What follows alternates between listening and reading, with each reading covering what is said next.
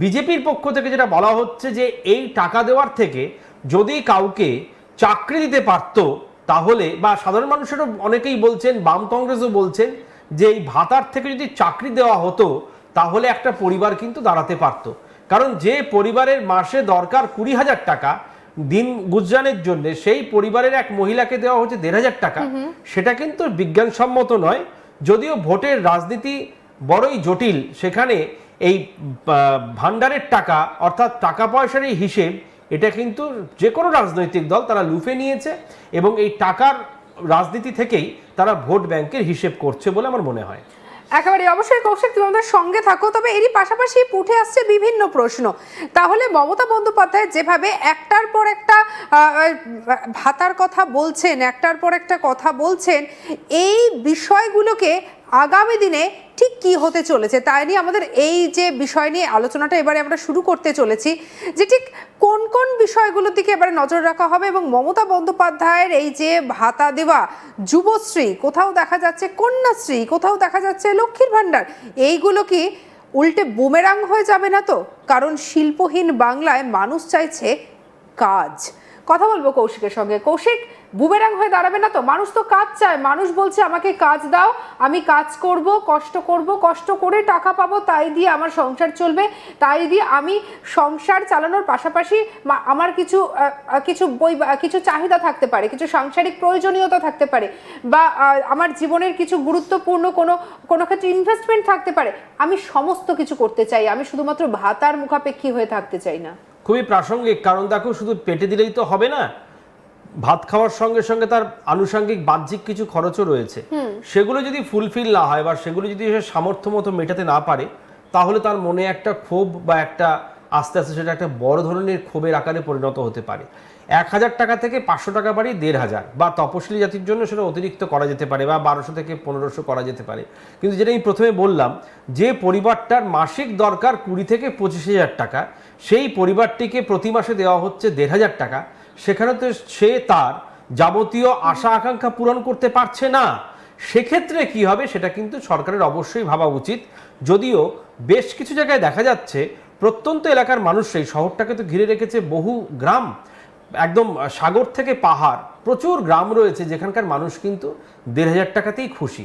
এবং তুমি দেখবে সোশ্যাল মিডিয়াতে যখন পরশুদিন থেকে এই টাকা ইমপ্লিমেন্ট হলো, 1,500 টাকা তৎক্ষণাৎ দিয়ে দেওয়া হলো, 500 টাকা বাড়িয়ে 1,000কে 1,500 করা হলো, সোশ্যাল মিডিয়ায় কিন্তু মমতা বন্দ্যোপাধ্যায় ধন্য ধন্য একটা পুরো চারিদিকে একদম রব উঠে গেল যে মমতা বন্দ্যোপাধ্যায় ভগবান, তিনি আমাদের 1,500 টাকা করে দিন, বেঁচে থাকবো। কিন্তু পরবর্তী প্রজন্মের কি হবে, বা যে প্রজন্মের মহিলারাই টাকা পাচ্ছেন, যে আজকে ভূমিষ্ঠ হলো সেই মহিলা তো এই টাকা পাবেন না। আমি একটা কথা এই জায়গা থেকে বলতে চাই কৌশিক, তাহলে তো সাধারণ মানুষের এরকমও তো হতে পারে একটা টাইমের পরে গিয়ে কাজ করার ইচ্ছে চলে গেল। ধরো যে শিশুটা জন্মেছে, তুমি যে বলছিলে জন্মিয়েই সে তো আর টাকা পাচ্ছে না, তাহলে সে তার পরিবারে কি দেখছে, আমার পরিবারে কেউ কাজ করে না, সবাই ভাতার উপরে বেঁচে আছে, তাহলে তার মানসিকতাটা কি তৈরি হবে আগামী দিনে কাজ করার মতো? আগামী প্রজন্ম তো শেষ হয়ে যাচ্ছে, থমকে যাচ্ছে। ঠিক সেটাই, এটা খুব বিজ্ঞানসম্মত। কারণ যে শিশুটি দেখছে যে আমার বাবা কিছু করে না, বা আমার মা ঘরে বসে 1,500 টাকা করে পায় এবং চূড়ান্ত আর্থিক দুর্দশার মধ্যে তাকে থাকতে হচ্ছে, তার মনে কিন্তু একটা ক্ষোভ জন্মাবে যে তাহলে চাকরি কর্মসংস্থান কোথায় গেল। কারণ তার তো শিক্ষা তো তাকে নিতেই হবে।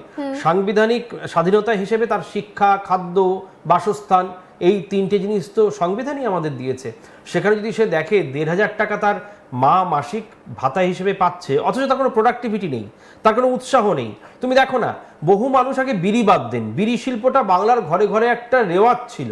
এখন এই টাকা পাওয়ার পরে বহু মানুষ তারা বিড়ি বাঁধার কাজও করেন না, আগরবাতির যে ধূপকাঠি তৈরি হয় সেই ধূপকাঠির কাজও ঘরে ঘরে করেন না, অনেকে জঙ্গল পরিষ্কারের কাজ, মানে যেগুলো গ্রাম বাংলার চিরন্তন কাজ, সেই কাজ কিন্তু অনেকেই করেন না। তার মূল কারণ হচ্ছে তার ঘরের স্ত্রী, তিনি পাচ্ছেন 1,500 টাকা বা 1,000 টাকা।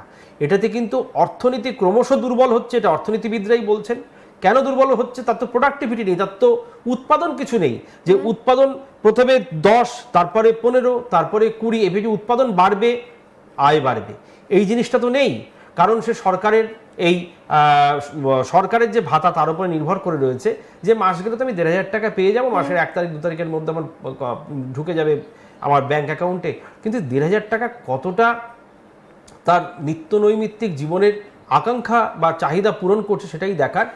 কৌশিক, আমি এই জায়গা থেকে একটা কথা বলতে চাই, আমরা যদি আরো একটু দেখি, এই ভাতা বাদ দিয়ে ডিএ বাড়ানো হয়েছে মাত্র 4%, কিন্তু সেক্ষেত্রে যদি দেখা যায় সরকারি কর্মচারীদের এটা ন্যায্য চাহিদা, ন্যায্য দাবি, কেন্দ্রের সঙ্গে রাজ্যের একটা বিস্তর ফারাক, এবং মুখ্যমন্ত্রী ভাতা দিচ্ছেন কিন্তু ডিএ বাড়াচ্ছেন মাত্র 4%। এইটাকেই কিন্তু বারবার কটাক্ষ করা হচ্ছে। শিক্ষিত যুব সমাজ প্রশ্ন তুলছে, যারা কাজ করে খেতে চায়, এবং বিজেপি কিন্তু এইটাকেই কিন্তু সামনে রেখে দিচ্ছে যে এতটা ফারাক কেন? যারা সারা জীবন কাজ করলেন, যারা সরকারের হয়ে কাজ করলেন, যারা সমাজের হয়ে কাজ করলেন, তাদের প্রতি এই বঞ্চনাটা কেন? সেখানে কেন মাত্র 4%? দেখো, এই 4% যে মহার্ঘ ভাতা কিস্তিতে তাও কিস্তিতে দেওয়ার কথা বলা হয়েছে। এই 4% মহার্ঘ ভাতা না দিলে পরে সরকারি কর্মীদের মধ্যে আরও খুব ব্যাপকভাবে দানা বাঁধত। তুমি জানো দেশের শীর্ষ আদালত বলে দিয়েছে যে মহার্ঘ ভাতা পশ্চিমবঙ্গে পেন্ডিং রয়েছে, অর্থাৎ প্রাপ্য মহার্ঘ ভাতা অবিলম্বে দ্রুত মিটিয়ে দেওয়ার জন্য কিন্তু শীর্ষ আদালত নির্দেশ দিয়েছে। যদিও মমতা বন্দ্যোপাধ্যায় বিষয়টি নিয়ে কিচ্ছু বলতে চাননি, তিনি সুপ্রিম কোর্টের বিচারপতিদের সঙ্গে কথা বলে একটি কমিটি তৈরি করে দিয়েছেন, এই মহার্ঘ ভাতা বিষয়ক কমিটি। তারা সিদ্ধান্ত নেবেন যে মহার্ঘ ভাতা কীভাবে তারা প্রদান করবেন। যদিও সব মিলিয়ে যে বিষয়টি জানা যাচ্ছে যে মহার্ঘ ভাতা 4% না দিলে পরে একটা রেড়ে করা অবস্থা হতো, এবং কেন্দ্রীয় সরকারি কর্মচারীদের সঙ্গে বিস্তর ফারাক, সপ্তম পে কমিশন, অষ্টম পে কমিশন গঠিত হয়ে গেছে। এই মুহূর্তে যদি 4% মহার্ঘ ভাতা না দিত মমতা বন্দ্যোপাধ্যায় সরকার, তাহলে কিন্তু বিধানসভা নির্বাচনে এটা ব্যাপক প্রভাব পড়তো। একেবারে অবশ্যই কৌশিক, ব্যাপক প্রভাব পড়তো। আমরা তোমাদের সঙ্গে থাকো, ইতিমধ্যে এটা নিয়ে শ্রমিক ভট্টাচার্য বেশ কিছু বক্তব্য রেখেছেন। ডিএ প্রসঙ্গ নিয়ে কি বলেছেন শুনবো। সুপ্রিম কোর্টের নির্দেশটা তো পালন করুক। দীর্ঘদিন ধরে রাজ্য সরকারি কর্মচারী এবং পেনশনভোগীদের সঙ্গে প্রতারণা করে চলেছে এই সরকার। এটা তো খেলামেলা মোচ্ছবের সরকার। এই সরকার কোনো সম্পদ বৃদ্ধি করতে পারেনি। এই সরকার মানুষের ওপরে পরোক্ষভাবে তাদের করের বোঝা, ঋণের বোঝা চাপিয়ে দিয়ে গেছে। আর আজকে এই সমস্ত 4% ঘোষণার কথা বলে কি হবে? 40% ফারাক কেন্দ্রের সঙ্গে রাজ্য সরকারি কর্মচারীদের ডিএর। 25% আগে দিক, সুপ্রিম কোর্টের অর্ডারকে কমপ্লাই করুক, তারপরে সরকার কথা বলবে। লক্ষ্মী ভান্ডার 500 টাকা বিভিন্ন ভাতাতে বাড়ানো হচ্ছে। 500 কৌশিক, এই যে কথাটা যে কেন্দ্রের সঙ্গে রাজ্যের 40% ফারাক, আরে সুপ্রিম কোর্টের কথাটা তো মানুন, তারপরে তো বলবেন। এখান থেকে দেখো একটা প্রশ্ন যেমন এটা থেকেই যাচ্ছে, বিরোধীদের কথা থেকেই বলছি, আরেকটা বিষয় কিন্তু দেখো থেকেই যাচ্ছে যে এই যে দীর্ঘদিন ধরে যে মানুষের যে ন্যায্য দাবি, সেই জায়গাটাকে গুরুত্ব দেওয়া হলো না, কিন্তু বাড়ানো হলো লক্ষ্মীর ভান্ডারের টাকা, দেওয়া হচ্ছে কন্যাশ্রী, যুবশ্রী ভাতা। এদিকে মমতা বন্দ্যোপাধ্যায় বলছেন আমার কোষাগার শূন্য, তাহলে টাকা আসছে কোথা থেকে? দেখো, শুধু কিন্তু মহার্ঘ ভাতা